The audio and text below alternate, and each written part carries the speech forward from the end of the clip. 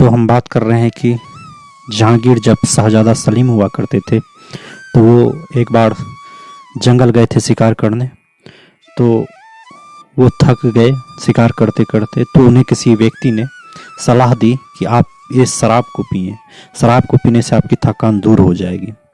तो उस समय उन्होंने उस शराब को ट्राई किया और वाकई उन्हें बहुत ताजगी का एहसास हुआ और उसी दिन से वो शराब पीने लग गए और इतना पीने लग गए कि जब वो बादशाह बने तो लगभग 20-20 प्याला शराब एक दिन में पी जाया करते थे। जैसे कि सभी बादशाहों की आदत होती है, उन्हें भी शौक़ था, उन्हें शराब और औरतों का शौक़ था। उनके हरम में हजारों स्त्रियां थीं, वो भी अनेक नई नई स्त्रियों को अपने हरम में लाकर रखते थे और उनका उपभोग करते थे। जब भी थकान महसूस होती वो जाकर वहाँ रिलैक्स हो जाते। तो बादशाहों का ये चलन था, रीति रिवाज थी कि वो अनेक अनेक महिलाओं को अपने जो पसंद आ जाती थी उनको अपने महल में, एक जिसको हरम कहा जाता था, वहाँ उनको रख दिया जाता था और उनसे और कोई भी मिल नहीं सकता था। तो उनका एक ये तौर तरीका था, लेकिन उनमें कुछ अच्छाइयाँ भी थीं।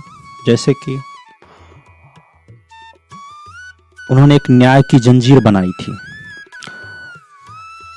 उनके महल लाल किले के, आगरा के जो लाल किला है उसका, आगरे का जो किला है उसके शाहबुर्ज पर उन्होंने एक सोने की चेन बनवाई थी। उस चेन में जंजीर बनवाई थी और उसमें 60 घंटियां सोने की बांध दी गई थी कि जो कोई फरियादी आता था उस घंटी को बजाकर उस घंटी को बजाता था, जिससे लोगों को पता चलता था कि कोई फरियादी आया है। बादशाह को भी सुनाई देता था उस घंटियों की आवाज़। तो वो निकल कर आते थे और उनकी समस्या सुनते थे।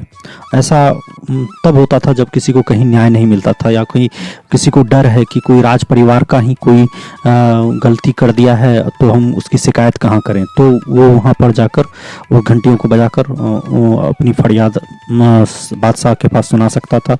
वो बादशाह राज परिवार को भी दंड दिया करता था। तो एक तो आगरे के किले के शाहबुर्ज पर वो घंटियां बंधी थी। दूसरा, यमुना तट पर पत्थरों का जो खंबा हुआ करता था उस पर भी जंजीर इसी प्रकार का बना हुआ था सोने का और उसमें 60 घंटियां लगी हुई थी और वहाँ भी लोग बजा सकते थे जाकर घंटियां। तो दोनों जगहों पे सुनवाई होती थी उनकी। तो फिर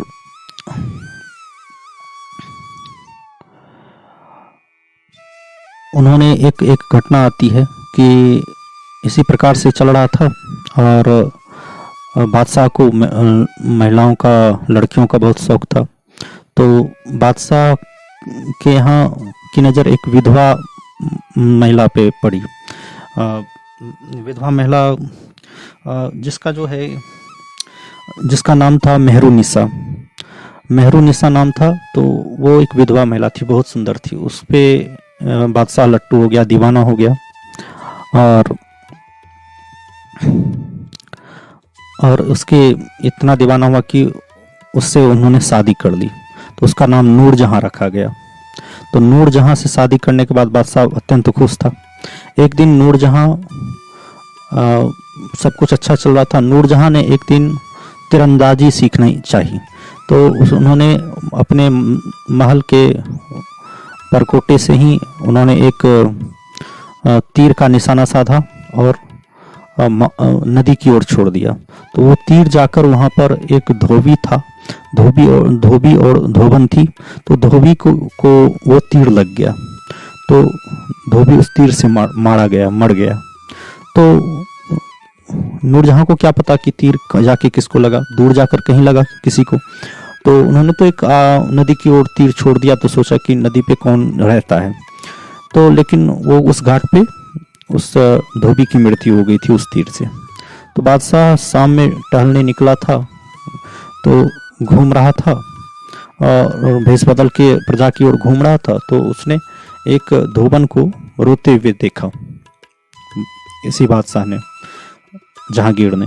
तो उन्होंने उससे पूछा कि बताओ तुम क्यों रो रही हो, क्यों दुखी हो। उन्होंने कहा कि महल की ओर से एक तीर आया और मेरे पति को मार मार दिया। मैं किससे फरियाद करूं? अब जब महल से ही ये घटना हुई है, बादशाह के महल से ही ये घटना हुई है, तो मैं बादशाह से कैसे शिकायत करूं? तो उन्होंने कहा नहीं, आप जाके शिकायत कीजिए। तो अगले दिन सिपाही को बुलाकर लाया गया।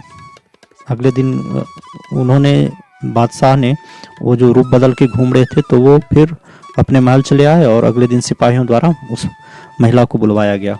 वो उसका नाम राधा धोबन था, उस धोबन का नाम राधा था। और उसने पूछा कि बताओ तुम्हारे पति की मृत्यु कैसे हुई है? तो उन्होंने बताया कि ऐसे ही महल की ओर से एक तीर आया जिसके कारण हमारे पति की मृत्यु हुई। तो उन्होंने बादशाह ने जांच करवाया कि किसने कल परसों तीर छोड़ा था महल से।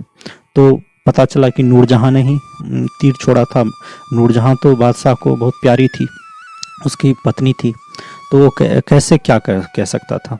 तो इस बात को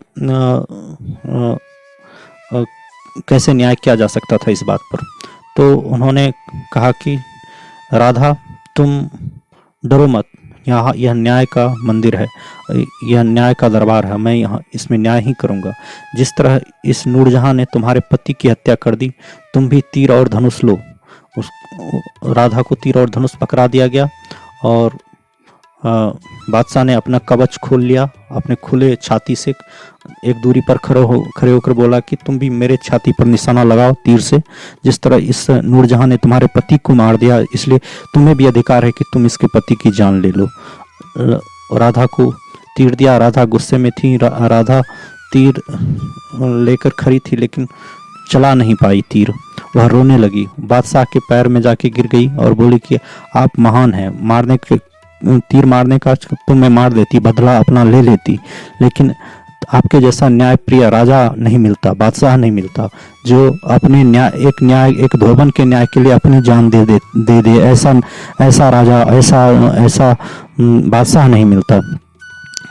तो इस प्रकार से जहांगीर ने उसको एक भरोसे में लिया, न्याय में लिया। उन्होंने कहा कि देखो राधा, तुम भले तुम मेरे कारण, मेरी पत्नी के कारण तुम्हारे पति की जान गई है, आज से तुम मेरी बहन हो, आज से तुम इसी महल में रहोगी, तुम्हारी सारी सुख सुविधाओं का ध्यान मैं ही रखूँगा अब। तो इस प्रकार से जहांगीर ने उस विधवा ने उस राधा धोबन की सहायता की और उसको एक उचित सम्मान दिया और उचित सुरक्षा दिया, लालन पालन और भरण पोषण की सुविधा दी और दरबार में ही कोई नौकरी दे दिया उस महल में ही। तो इस प्रकार से वो न्याय करते थे और इसलिए उन्हें न्याय की जंजीर कहा जाता था। फिर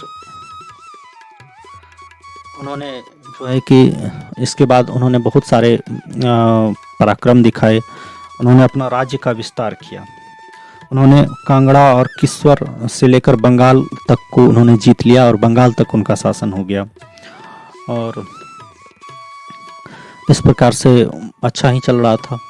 लेकिन एक बार की घटना है कि एक महाबत खान नाम का व्यक्ति था जो उनके हाथियों को चलाता था। उन्होंने उनका अपहरण कर लिया था बादशाह का। तो हुआ यूं कि बादशाह वहाँ बैठे हुए थे मंच पर। तो उन्होंने कहा कि महाराज आप चलिए, बहुत थक गए हैं, आपको मैं बुरी संगत से दूर ले जाता हूँ, आप कुछ दिन रिलैक्स कीजिएगा। तो बड़े प्यार से बातचीत करते हुए दोनों निकल आए और महाबत खां उनको ले जाके कहीं, लेकिन उनके आदर और सम्मान का ख्याल रखा। अपहरण के बाद भी महाबत खां बादशाह के सम्मान का ध्यान रखते हैं और बादशाह लापता हो जाते हैं।